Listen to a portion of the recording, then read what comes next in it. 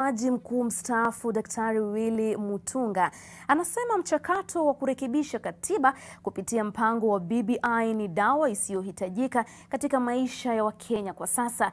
Aidha, anasema hulka ya viongozi kutoogopa sheria ni donda sugu linalosababisha kuporwa kwa mali ya umma ilhali idara ya mahakama inanyimwa rasilimali. Mutunga alimwambia mhariri mshauri wa NTV Joseph Warungu kwamba uhasama kati ya serikali kuu na mahakama ulianza kitambo, kwani hakuruhusiwa kuagana rasmi na Rais Uhuru Kenyatta alipokamilisha muhula wake kama jaji mkuu.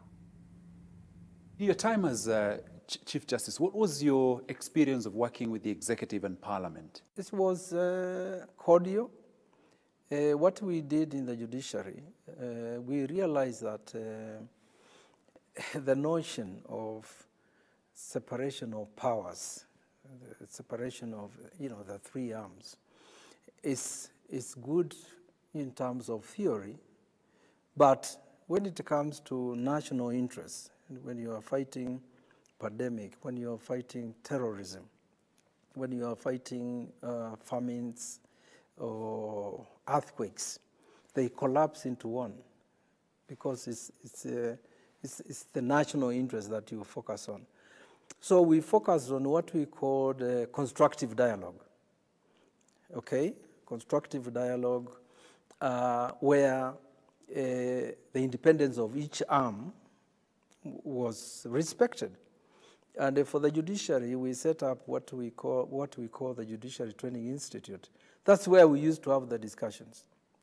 When the government was unhappy about a particular thing, we say, yes, come to Judicial Training Institute, we talk. We talked a lot about decisions against government, we're trying to justify why they were made. We allowed government institutions like KRA to come and tell us how our decisions impact the national interest, and we were also able to talk to them about how the judiciary functions and so forth. So during that period, that was established, and I'm quite certain, it's still there as an, as an institution, because you see, that kind of discussion in 2015 helped a lot. 2015, if you remember, the three arms were in court. That was during the Cholet issue. The executive wanted to remove some of the commissioners. Parliament had issues with the judiciary. So this issue went to court. And I remember the President, Uhuru, convened a discussion of Muturi, myself, and him about that case. And my position was, this is good that we have a dialogue about this issue. Let the courts decide.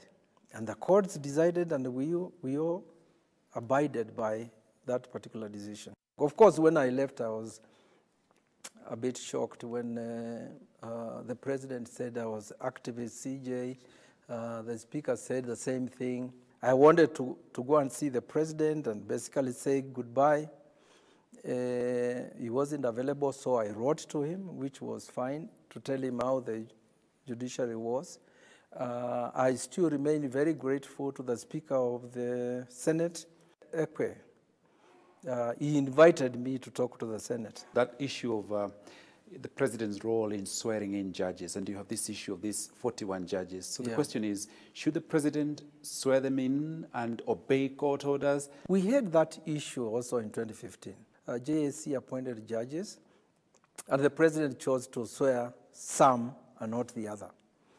And I remember as Judicial Service Commission, we sought audience with President Uhuru Kenyatta, and he raised the same issue. I don't want to be a rubber stamp. I have to participate in this. And we said, that's okay, Your Excellency. The fact of the matter is legally you are, a rubber stamp. But this is how you are not a rubber stamp. You have the AG and the chair of the Public Service Commission as your representatives in the Judicial Service Commission. You have two appointees a man and a woman who sit in the Judicial Service Commission.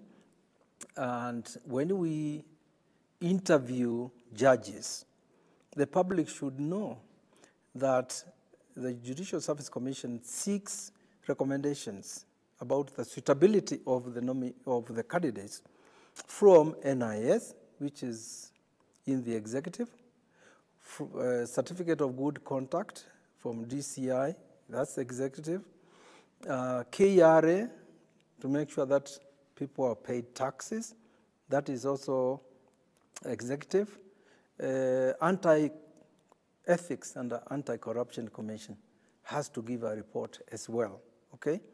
And then we go to the university and get reports from higher loans board, higher education loans board, I think it's called. And those are used. And when we get those reports, of course, if Joseph is applying and there's something negative in the report, the JSC, in implementing the Constitution or following the Constitution, will bring it to your attention and say, Joseph, we are told that you did this and that. And members of the public come in, you know that. They come in and they say, you know, this guy shouldn't be in because of this and that. So the JSC gives the candidates what we call due process. So my position is that the president has no power, you know, at all under the Constitution to refuse, to swear, the 41 judges. Now, Dr. Mutunga, at the moment there's a big debate about amending the Constitution. And the question is, should we, first of all, fully implement the Constitution or should we amend?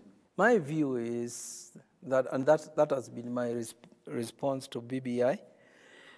What I saw in BBI that captured my imagination is this national conference that is supposed to project Kenya into the 10 decades from now, 100 years from now. That's the only thing I saw that I thought, this is a good idea. But when I looked at these other recommendations, everyone I read, my question was, why haven't you implemented the Constitution? If you are talking about national unity, why is Ruto out of this? Why are the other communities, in this country excluded? Because it's about the big five, not the animals, but the 5 communities that basically think that they have the right to rule this country, and they have their alliances and their barons come together, and they can form one alliance, then they fight, then they form another one, and they fight. Totally ridiculous, because they should be able to rotate. I don't think that we need to amend the Constitution. In fact, my view is that we amend this Constitution so that it gives us a different society in terms of corruption, in terms of leadership, and so forth. And then the amendments should come from the young people who didn't participate in the Constitution, 2010 Constitution. They didn't participate. They have their own ideas about it.